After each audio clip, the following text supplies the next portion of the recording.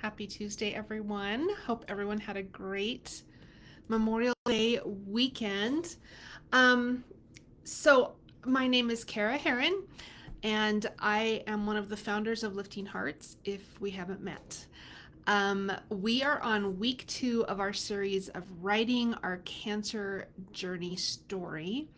And each Tuesday, I'll be coming to you probably around this time, 2:30 Mountain Time, to give you a new prompt and to share some of my own cancer journey with you. Um, and if you haven't seen it, this is a journal that I created. It's volume 1. There's 2 volumes. Each one of these has 50 prompts. And we're going to follow volume 1 and the prompts just right in order. They're not in in order of how things happened. They're just randomly thrown in there. So if you find that you can't really answer a prompt right now, that it hasn't happened yet, or you need to think about it, that's totally fine. No worries at all. So, and just so you know, go ahead and you can grab a piece of paper, you can grab your own journal. If you don't have one of these, it's totally fine. In this journal, there's a couple pages to write your answer down to the prompt. There's a page to do some artwork if you are creative and artistic and want to do that, or have a picture that maybe you want to put in there that you took during your cancer journey. And then the last part of it is what lesson you learned in this prompt. And then there's a quote that I'll read as well. So, all right, so you might want to leave room in your own journal or have enough paper that you can do all of those things. And however you want to put your story together is awesome. Just write, because I think it's so important to write. So today, the prompt number 2 is describe your emotional journey through diagnosis, treatment, and recovery. Whoa, that's like a loaded question, isn't it? Or something for you to do, right? I wanted to talk a little bit about emotions first here, because I felt all the feels that you guys did, and or are feeling right now, and it's okay. I just want to say that right up front. It is completely okay to feel every single one of the emotions that you can imagine, because a cancer journey and any other thing that we have to go through that is hard or stretches us will bring out all the feels. So I wanted to share with you something that I read. It's from Patient Empowerment Network. It's a website, and it was an article written in 2020, Cancer Survivors Managing Emotions After Cancer Treatment. I'm well aware that many women in here are just starting, maybe are in the middle, and maybe you're done. And maybe you have stage 4, maybe you have METs and you are not going to be done. So I want to include everyone. But anyway, some of the things that this article says that that cancer survivors go through a lot of different stages of emotions, and doctors have kind of split these into 3 different areas. Acute survival, which is living with cancer, and that just means your diagnosis, your subsequent treatment, everything that's happening during that. The second one is prolonged survivor, which they describe as transient cancer, and that's post-treatment, but during that period when the risk of recurrence is the highest. And during that time, I think many of us are really relieved that our treatments are over, but we're concerned that we're not really visiting the oncologist regularly or having tons of tests. Can anyone tell me I'm not the only one that was upset when I heard that? And then the third one is permanent survival, or living with cancer, or living after cancer. So permanent survival, living after cancer. And this is long-term.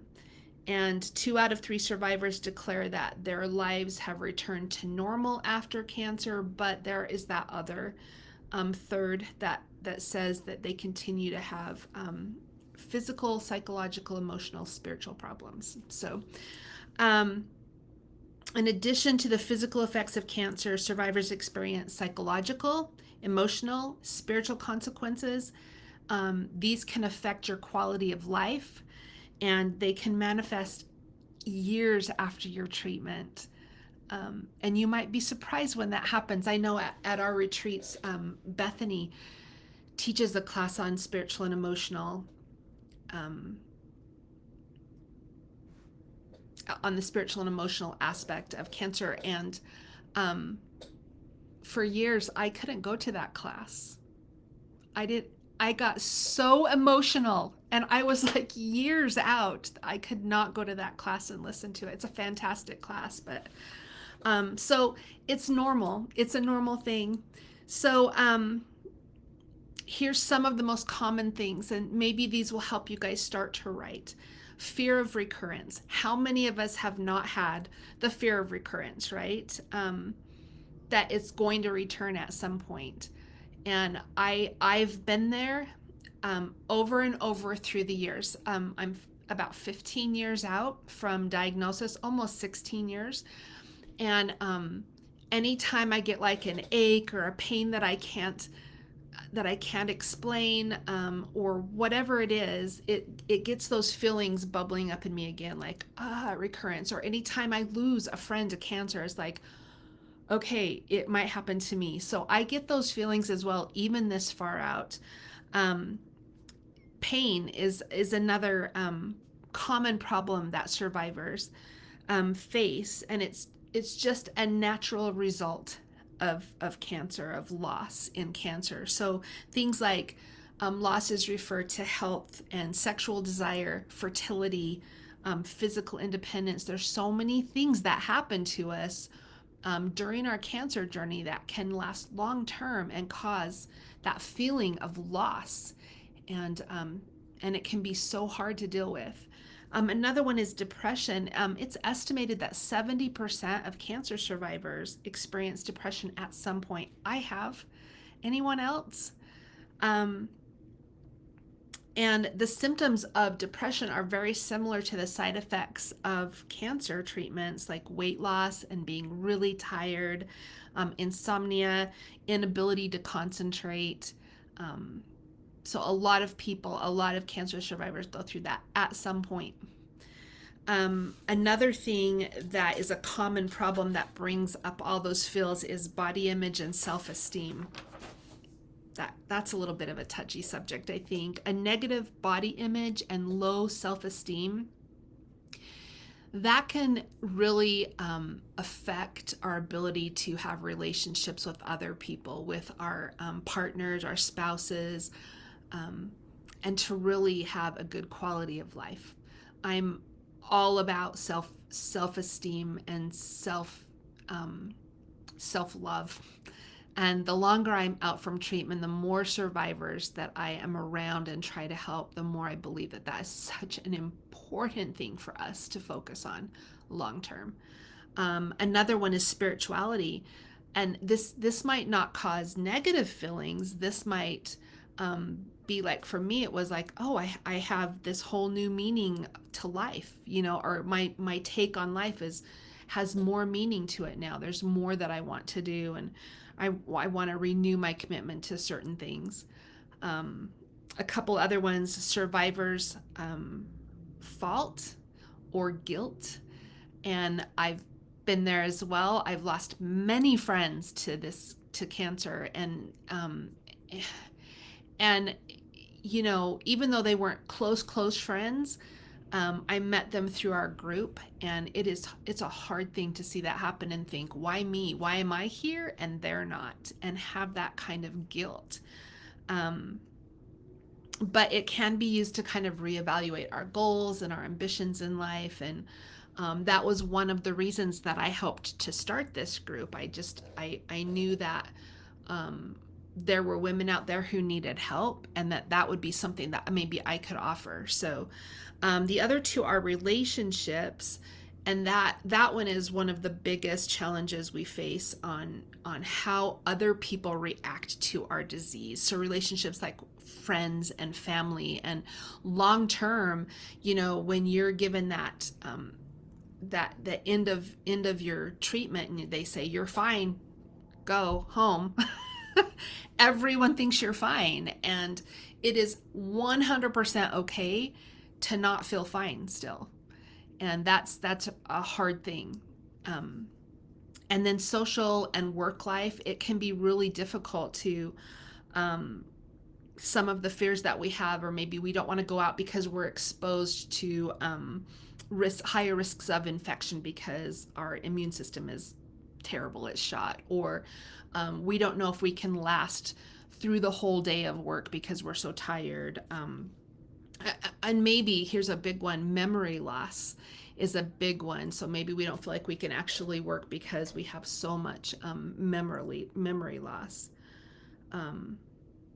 Okay, so those are some of the things that I read in the article. And so I wanted to, so hopefully that's going to get your creative juices flowing and maybe help you figure out what to write about here. And if you're just in the beginning of your journey, it's okay. Just maybe start and say, okay, here was my diagnosis and here's how I felt. So I wanted to share a few of mine, because I've been through all of them. All of them, so I completely understand. I think my very first one was disbelief or shock. Like, when I told you last week about my diagnosis and my husband saying, "Oh, you do not have," who told you that?